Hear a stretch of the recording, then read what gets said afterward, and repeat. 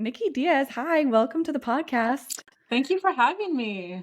Yeah, I'm excited. This is a little bit more of a new format. So instead of just interviewing guests that are already established entrepreneurs who have kind of a story to tell onto how they've reached the level that they've reached, I thought it would be cool to connect with people like you who are in their earlier stages of building their businesses, who maybe haven't fully left that full-time role, making that jump and committing to, entrepreneurship or running a small business, and supporting them in a way, however I could, based on my experience. Not that I'm like a crazy guru or anything, but hey, like I think I've lived through enough. I have a decent amount of knowledge, and I obviously run a creative agency that supports in marketing, branding, social media. So all of those things obviously, come hand in hand with being able to support people like you.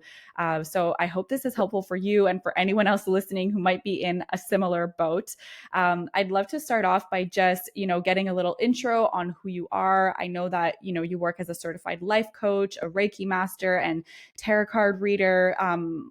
Tell me a little bit about your business, where you're at, and then we'll touch upon some of your struggles and how I might be able to help.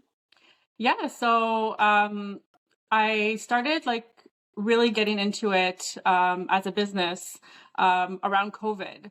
And, it's for me, it's mostly just trying to help people through their struggles, emotional struggles, and things like that. And it's kind of a hybrid. So I touch upon, self-love coaching with a little bit of Reiki in it and tarot. So all three combined is really like sort of coaching that I do. And Mm-hmm. so I really wanted this to help support people. And it really came from just doing it like kind of on the side. And then quickly I wanted it to become more of like a full-time business. But I Mm-hmm. feel like I'm struggling a little bit. I feel like it's not taking off as fast as I want. Like for Mm-hmm. sure during like my in my community, it is because people know me, but Yeah. it's hard for me, I find, to branch out. Mm-hmm. So, that's why when I saw you were looking for someone for like a consult, I thought that like, this is great. This can give me like some Mm-hmm. pointers, some tips and tricks to really like build my brand and my business. So that way, I could make it a little bit more of like you know, more of a priority kind of thing. Mm-hmm. So I want to ask, you mentioned that it hasn't taken off in the way that you expected or hoped. So what were those expectations? Um, I really thought that a lot of people would be more drawn to it. I would have maybe a little bit more of a flow, a little bit more of an income, but I find that it's more like here and there, or like I'll have a bunch of people, and then you know a month later I have no one. Like it's really not like stable, Consistent, yeah. consistent, and I Mm-hmm. really thought that like people would be more interested in it, I guess. But maybe it's just my approach. Maybe it's just the way I'm doing things that are not catching people. You know what I mean? Yeah, that could be part of it, but also what are you doing to get yourself out there and to put yourself in front of people? So, I mean, I do have all the platforms like, Facebook, Instagram, I have TikTok, but Mm-hmm. which TikTok is not my favorite, but I'm mostly more on Instagram. I do stories, I do like little giveaways, things like that. But like it's yes, it helps my immediate circle, but it's hard for me to expand into like, um, another country or another city, things Yeah. like that. So I don't know what more I should be doing. Yeah, I think that's a big issue that most people see and face. And it's important to know that on social media, Instagram specifically, if we're talking about that, you're really reaching your audience who's already watching you, who's already engaged, as opposed to new people, right? And so that's the difference. People think that, if you keep posting on social media, eventually new people are going to see it and your page is going to grow. Like maybe 7 years ago. Hmm. Hmm. But like the algorithm and things have changed so much that really the way that it works is like you're putting things out to your existing network. So social media is more about nurturing your current clients, or if you've ever, brought someone into your funnel who is curious about your services, it's more about kind of keeping them up to date to potentially and eventually turn them into clients. But it's not typically a place that I would recommend people go to get clients, Right. right? And that's the difference. I mean, if I'm talking organically, right? Because organic social media, it's really just like engaging with the people in your community. There are different strategies that you can take on social media specifically to reach more people. One of them is using reels, because regular posts right now, that's really like, if you look at the analytics, you're going to see that it's like 99.9% your followers and maybe like one or two people that are not your followers that are seeing your thing, right? But if you're putting reels out, just the way the algorithm is working, it's pushing that video content because of the trending music, etc. You do have more chances being in front of other people. But again, like if you were at the beginning of the reels trend, yeah, maybe you got that kind of virality happen to you. But now, because everyone's doing it Mm-hmm. and that's all they're doing, like if you're looking at influencers feeds these days, it's almost fully saturated with video. Like not many people are posting static images anymore, or if they are, it's like in combination in a carousel with other videos involved, so things are definitely a little bit more like put together in terms of like the production and the video, and that's what's reaching more people. But again, like it's still very hard to just do it organically. So unless you have like a very, very specific niche or thing that you're doing, and then you kind of get like lucky or you get featured on a bigger page, like those things can obviously help with your growth. But at the end of the day, you still have to make sure that like if that does happen, what's going to keep people on your page, right? And it's like the retention strategy that people forget about. So it's like you're putting out all of this content to try and get people to stick to your page. Let's say you get this one viral video, people land on your page, and then they're like, wait, I want to keep consuming this type of content, but like maybe you're not consistent in posting that type of content. So Mm-hmm. that consistency is super key. But then again, like organic can only go so far unless you have one of those like special things happen to you.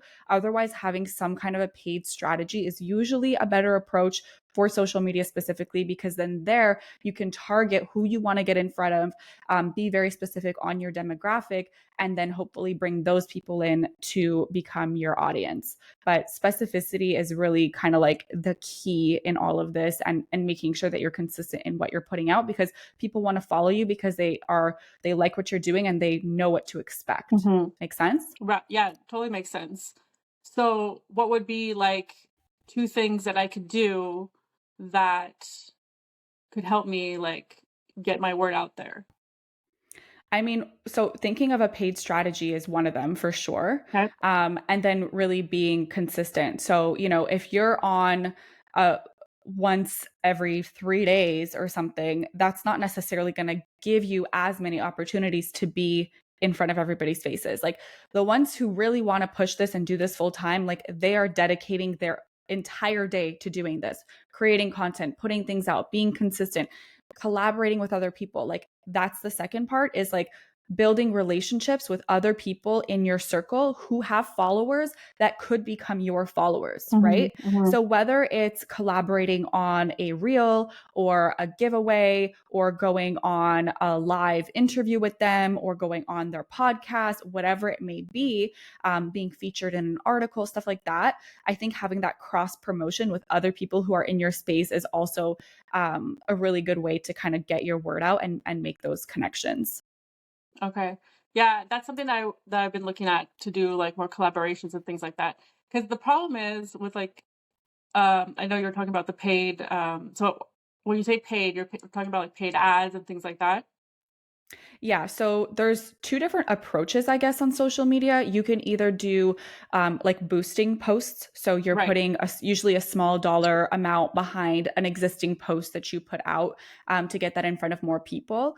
Or you can put out like a proper ad campaign through Meta, which is like the Facebook business place where you do like set up all your ads, right? Mm-hmm. So in there, you can be hyper specific. You could still like add some specific elements when you're boosting a post, but it's really not the same as if you're running a proper ad. And it doesn't mean, like, I think people get really freaked out. Like, it doesn't mean that you need to think of an entire campaign, or sometimes it could just be like a specific promotion that's targeting a specific demographic, and you put it out there and see how it works, right? That's the other thing. You want to see how things work, do testing, have like two different types of graphics, two different types of messaging. It's called A/B testing. You want to see what's performing better. And when you run ads like that pretty consistently, you end up feeling it out and seeing based on performance what was doing best, what was bringing in the Mm-hmm. most leads. And leads for you could be booking an intro call or clicking through to your website and filling out a form, right? Anything like that. Or if you have a freebie, maybe it's like, give me your email so I can send you a freebie. There's a lot of different ways to do that. And especially in the coaching business, because I know that that's kind of like your lane. I mean, I'm sure you get targeted all the freaking time of other coaches like, oh, take my course on how to become a coach and Oh my how to God, build your yes. business and blah blah blah. Yeah, for sure. I mean, I have that for my agency. Like, I get targeted like, grow your agency tonight.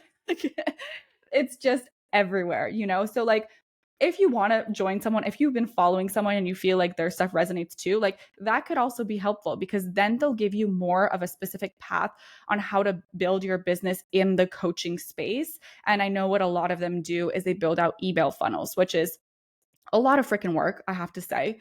So again, you have to have the time, you have to have the dedication. But what's cool is once you write out all of your emails, let's say it's like a thread of 100.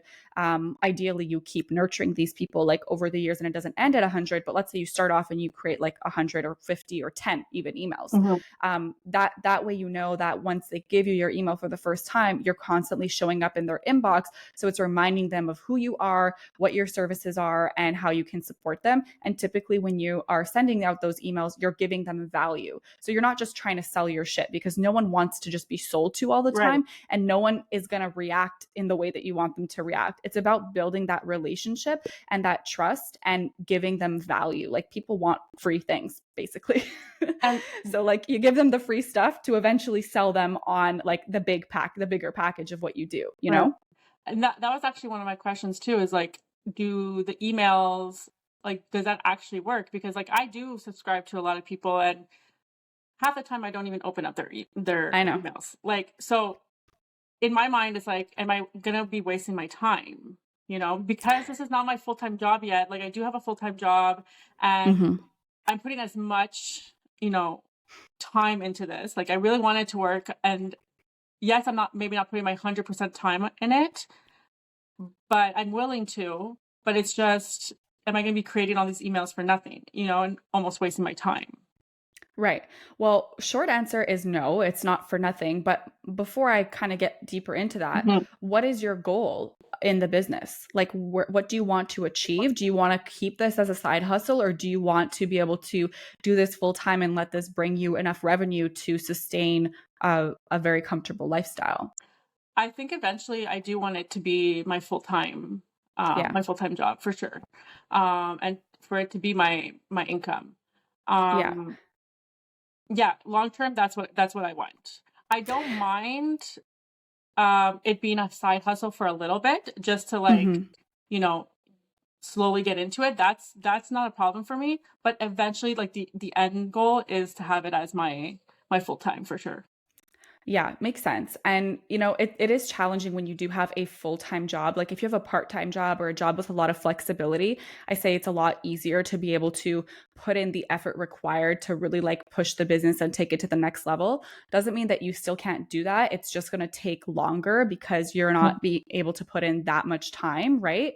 And that's what I did too, right? When I started Nomad Creative, I was still working as a flight attendant. I Mhm. launched the business while working as a flight attendant. But I, had been working in that in that job for several years, so I had a lot of flexibility. I only worked really like a few days within the month, or sometimes I would be, traveling and have like a 2-3 day layover and do work while I was there. So I had that flexibility and a lot of that downtime to put in the effort. And also in the job itself, like once you're done serving passengers on the plane, you have a bunch of downtime, right, on overseas. So I would read, I would educate, I would jot down my ideas. Like I really did have a lot of time to dedicate and think and put that energy towards my business. But I understand that not everyone's in the position to be able to do that. And also, I fully recognize where, the comfort lies in having that income, and also necessity. Like comfort, sure, but sometimes it's necessity too. Like you got to live your life. Mm-hmm. You want to make sure that you can support yourself.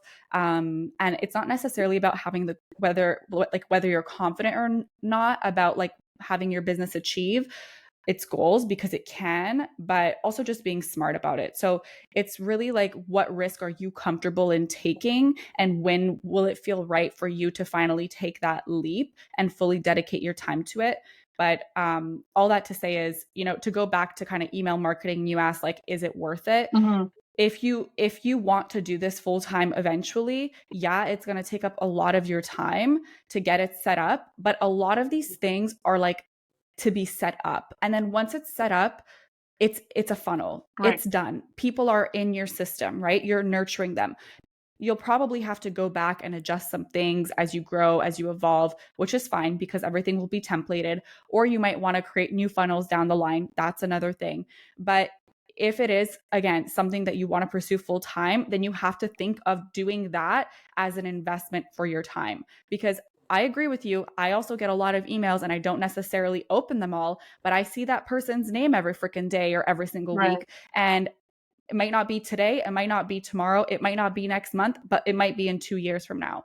And with Nomad Creative, like with our agency, we don't have a specific like nurturing email strategy like that, because it's not really the type of business that we do. Mm-hmm. Mm-hmm. But we do have regular emails that go out to previous clients or people who've subscribed to our mailing list. It's much more minimal, but it's really a matter of like how you want to connect, how you want to show up. But I'll tell you, I've had meetings with clients, and 2 years later, they'll come back and be like, "We're ready," Right. Right. and I'm like, "Oh, Yeah. Yeah. okay." So the timing might not be now, but it's more of like an investment into the future of your company, Okay. because not everyone clicks everything all the time. Like we get a lot in our inbox, but some people might have also just like be resonating with what you're sharing, and maybe they click it, maybe they don't. Like there's some emails that some headlines or some subject lines, I'm like, "Ooh, this looks interesting," and I'll click that Mm-hmm. specific one. Mm-hmm. So it might not be all of them, it might be some of them,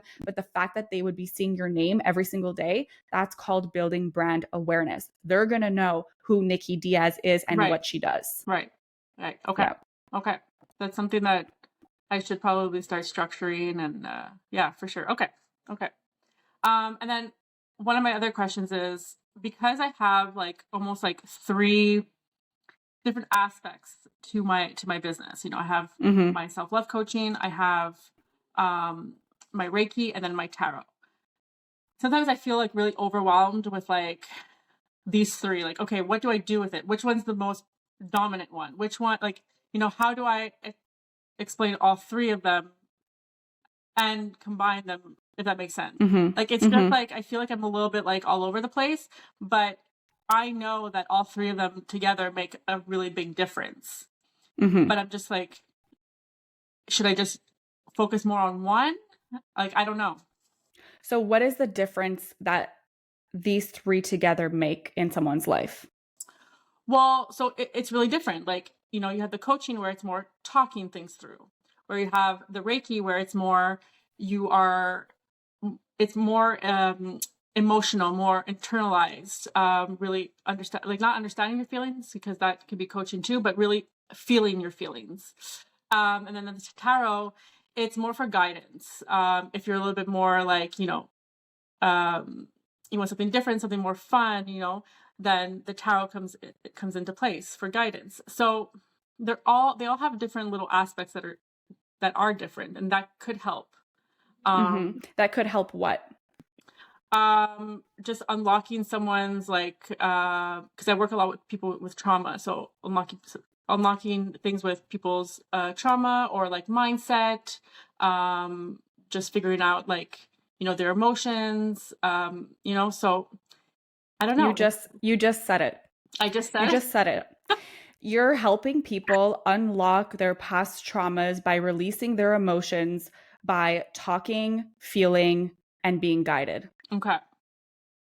That's what you're selling. You're selling how you're going to make somebody feel, right? Right. How, based on a specific thing, a trauma, right? So Right. that's your focus. Like I say, be very niche on your mission. Okay. I want to support people who have past trauma, who are having trouble dealing with their emotions. And I'm going to do that by teaching them how to regulate emotionally, to speak their truth, and I'm going to guide them on how to do that. Mm-hmm. Mm-hmm. Basic. I'm sure you can rephrase that and make that Of better. course. But that's really but that's in essence what it is, you know? Right. Right. Does Okay. that resonate? Yeah. Yeah. Yeah. Like sometimes having someone else kind of hear Say you it. speak, yeah, it's different. Like you're like, oh yeah, that's exactly what I do. So, I mean, to kind of bring it down to like the strategy behind it is more so what is it that you're trying to make someone do or feel, right? Like what is the essence of your service as a whole? Right. And then how are you gonna make people do or feel or whatever, Right. right? And then how are you gonna do that? Right. So what are you fixing? Like what's the problem, Mm-hmm. right? How are you going to help them solve this problem? Right. And that's kind of like the guide. Yeah. Yeah. I think I just need to have like a little bit more structure in it. Like sometimes I feel like It's understanding who I'm like you're all, talking to. yeah, I Yeah. kind of feel like I'm all over the place sometimes, and I just Mm-hmm. need to like you said, niche down and like really focus on like what my actual mission is or Yeah, purpose is. exactly. And literally writing it down like that is so straightforward. Like who is my target audience? What is their problem? And then, how am I going to support them in doing that? How are they going to feel after working with me? And what are the things that we're going to do, right? Mm-hmm. So through the coaching, through the Reiki, through the reading, the tarot card reading. Mm-hmm. And then another question I have is, in terms of branding and things like that, like how important is it to, look wise, to have everything look the same, to have everything like, um, yeah, just look the same, have the logo, the color themes, things like that. Like how important is that? Well, let me ask you this. If you walked into a store and there were a bunch of brands that sold, let's say, backpacks, Mm-hmm. some of them are really cheap. It took 10 cents to make them. Some of them took $1,000 to make them. And they're all kind of sitting there in a pile and you don't know what's what. And they're like, oh, just like pick one and like you're going to have to pay the price, Mm-hmm. whatever price. Yeah. Doesn't matter. You could be paying $1,000 for a 10-cent backpack Right. or vice versa. Yeah. That you have no way to identify which one is which. Right. And so people need to be able to identify you Mm-hmm. and recognize you because you might be going in and saying, I really want that Patagonia backpack. Right. So you're going to go straight to the Patagonia section and pick out a backpack from that brand. Right. Because why? Probably because you trust them, probably because you like the way that their stuff looks, probably because they sent you emails down the line, or you've had a product of theirs before, or a friend of yours had a product that you like, that you're like, I want it. So someone who is following you on social media might be like, oh, there she is again with like her logos and her colors. And like, I know that it's Nikki because Mm-hmm. of the way that she's presenting her information or the way that she's sending me her emails, right? Mm-hmm. And that type of service. So people are expecting a certain brand and a certain like visual representation of who you are. Okay. And that's best for your recognition too, right? If you want other people to share about you, the more that they can understand who you are, and by having that visual connection to who you are, the more they're going to be able to remember you and be able to share about you to others. Okay. Okay. Yeah. I mean, so It's everything. yeah, And branding is literally everything. yeah, I mean, I knew the answer, but I just wanted to Yeah. hear like what your thoughts on it was, and like, Yeah. yeah, and I think I need to like structure that a little bit more too. Like, there's Mm-hmm. so much work I need to do, but it's just like, Make a list. yeah, that's it. Honestly, like make a list, because you, like so many other people who are in the same position, who are small business owners or entrepreneurs who maybe haven't made the leap from their full-time job to committing to, building this brand of theirs, are just overwhelmed. Yeah. And the overwhelm is really what paralyzes you. So write things down. What is your mission? Who is your target? What are your goals? And what are you going to do to get there? And write each of those things that you're going to do to get there, and then break those down further. Because if you just look at this massive list, you're going to be like, oh my God, I'm never going to get to it. You're never going to know where to start. So it's like, number one, start with number one, and then just go by there. Yeah. You don't have to give yourself a timeline. I mean, if you want to move things along, I suggest you do, but like, it's a matter of just getting through the steps, whether it's one a week or one a day, Mhm. depending on the scale of it. And then slowly checking those things off. And you're going to feel so much better by knowing and having this like reliable document to go back on. And not only is it going to help you in like building your brand and moving it forward, but it's also going to help you communicate what it is that you do and what it is that you're selling to others. And the clearer that you are with that within yourself, the clearer you can be with others, and the clearer they can be to anyone else that they may want to refer you to, Mhm. because Mhm. that's huge in your line of work, referrals. So it's all about that clarity. Yeah, I think the whole referral thing is, that's for my first business. That's how I got all my clients, was referral. Yep. But like, I feel like Mm-hmm. things have changed. It's not as easy anymore. I would disagree. I Really? would argue that. Yeah. Really? I find that like, I don't know, there's not that many, like, there's so many options now. Whereas before, they came to one place all the time. There wasn't any like, um, much competitors. Mm-hmm. And they're like, oh yeah, this is my girl, go see her, she's amazing. And like, I built my clientele like this. Mm-hmm. Now I find it so much harder. What was your other business? So I was a makeup artist Okay. for like So it 13. was all like referral by people who have gotten their makeup done by you, and they would share, share, Yeah, share. share. Now I find it so much harder. Maybe it's because it's not like, I'm not putting my 100% in it. It could be that. Mm-hmm. But I also feel like there's so many options now, like with like, internet and things like that. Like, it's ridiculous that like, I feel like it's hard to pierce out of that. It's hard to like, I don't know. I don't know. It's just, And it's a fair feeling to have. I think at the end of the day, every single big brand that exists started with one person just like you. right. No one has superpowers. No one has more of an advantage. We all kind of start at the same level. Yeah, Mhm. people can argue, oh, if you're born into a famous family, or if you have money, if you have this, sure, those things can help you and propel you forward. But how many billionaires, millionaires are out there who were poor, living on Right. the street with no money? So that's not really an excuse, because you could also come from a rich family and do nothing with it, Mhm, mhm, right? mhm. And sit at home and watch TV and get fat and whatever. So like, it's really what you do with it and your belief. If you think that it's hard, it's going to be hard. Right. And you know what? No. I'm teaching you, life Well, coach. I know, no, You but know this. no, but like, right when you said that, like, that's all energy, right? It's like, Limited belief. yeah, Yeah. but it's also like, you put the energy, you put out the energy that you want to receive, right? So like, if I'm always Yep. like, oh, this is not working, well, for sure it's not going to work. Yeah.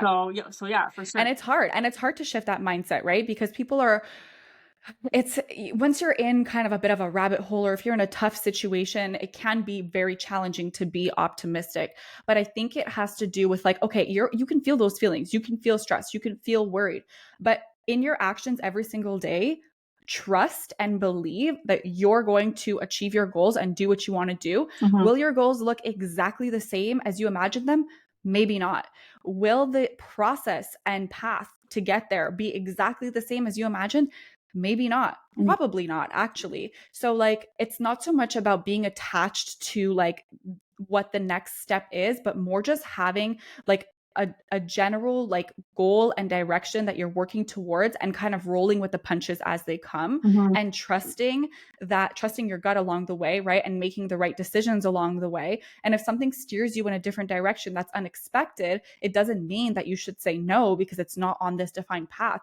I think it's on the contrary. Like maybe it's there for you to open your eyes to something different, to maybe push you in a different direction, put you in front of other people, and you might be pleasantly surprised by it, right? Yeah.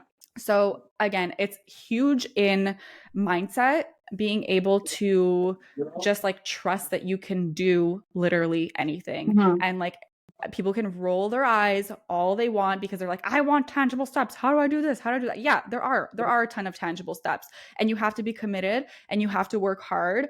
But it doesn't mean that you can't also enjoy your life and like love everything along the way, you know? Right. Right. No, yeah, for sure. Yeah, I just need to put a little bit more time, I think. I think that's my thing, and have more structure for sure. Yeah. Yeah. Yeah, I Any other think questions? those were my like main questions that were on my mind that I was struggling with. Yeah, I think that was all my questions. So let me ask you, do you feel like you know what you want to do after this call? Like what's your next step? Well, What are you going to do? for sure I'm gonna have to write everything down. Like I am someone who journals a lot, so I don't know why I'm not doing this. But like really have a structure. Okay, like where do I want to see my business go? And like you said, like really target my niche Mm-hmm. person, you know, who I Yeah. want to work with. So I think that, and then like just the maybe like 3 steps I need to do, like, you know, create some emails, or like, you know, have a little bit more structure. I don't know. But I think it's just about like writing everything down. Honestly, that's it. Like your first 3 steps should be define my audience, Yeah. define my goal, right? And then basically start listing out the different things that you need to get there. Yeah. Yeah. And not just your audience, actually, you should also define your business properly, right? So Right. define your business, define your audience, and then define your goal. Mm-hmm. The more specific you are, the better. With goals, I wouldn't say like don't necessarily put like a monetary amount or anything like that. It could be more like a goal of I want to empower these people to Yes. X, you Yeah. know, something like that. As opposed to like I want to make $1 million next year. I'm not Those that type goals of person. can exist. I'm not that type of person though. Like like I would go for what, like the first option you said, like, you know, Yeah. how do I want to make these people Empower feel? Like people. that's just who I am. So Yeah. that's an easy thing for me. Perfect. Perfect. So you're good. All right. Yeah, I think Amazing. this is good. This is good. Now I have like kind of like a game plan of like what I need to do. Great. I'm excited. I'm happy that I was able to help. And hopefully, anyone who's listening, I feel like a lot of the points that you brought up are very relatable. They're very common too. So hopefully, this, you know, helps and educates and guides someone else to kind of take those next steps required to, you know, move the business along to that next phase. We always end the podcast with what I call the mindful minute.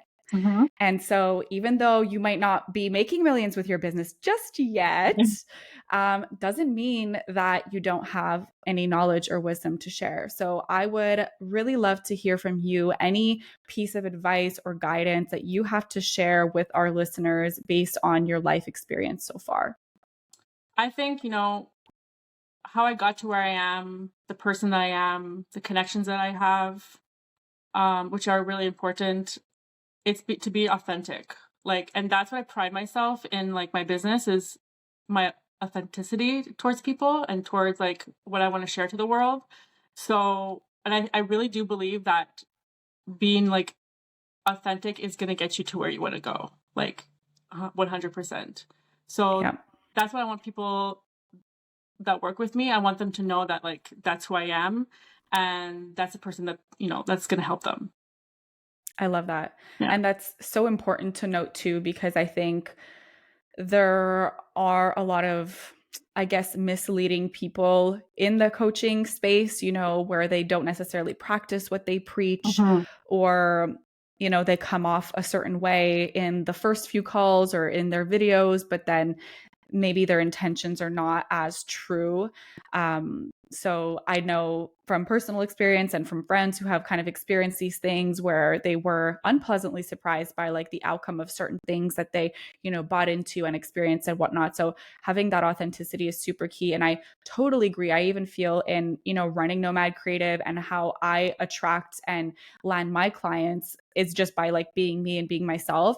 And in Mhm. the beginning, I really thought like I had to be a specific type of person or entrepreneur or salesperson, say all the right things. And now I'm like, I'm just going to be myself. And like, that's what people want. That's Yeah. what people love. Like, they're not here to hire like a strict, I don't know, entrepreneur. They're here to work with a human being and have that human experience and interaction, especially over like a long period of time. So, yeah, I I've think definitely just like totally let that go. And I'm like, I don't need to pretend to be, I am who I mhm. am, and like take it or leave it, Well, yeah, and it comes down to like being vulnerable with Hmm. your clients. Like, I mean, to some extent, obviously, and it also depends on Yes. what business you're in. Yeah. But for me, it's, I do help people that, I've once been in their shoes. Yeah. So being vulnerable and sharing my story so that they understand that how I feel, like that I know how they feel. I think that's also like something that, you know, we have to share with our clients, is just being vulnerable Totally. and showing them that we are human, Yeah. so 100%. It's been so great having you, Nikki. thank Where you. can everybody find you on social media, online? So my handle for Facebook, Instagram, and TikTok is begin within dot coach. That's I would say I'm mostly on Instagram. So if anybody wants to DM me through there, that's amazing. But all my social media stuff is throughout the three platforms. Awesome. Okay. Well, Yeah. that's it, guys. I hope you gained a little bit of knowledge today on how to grow your brand. Until next time, bye. Bye.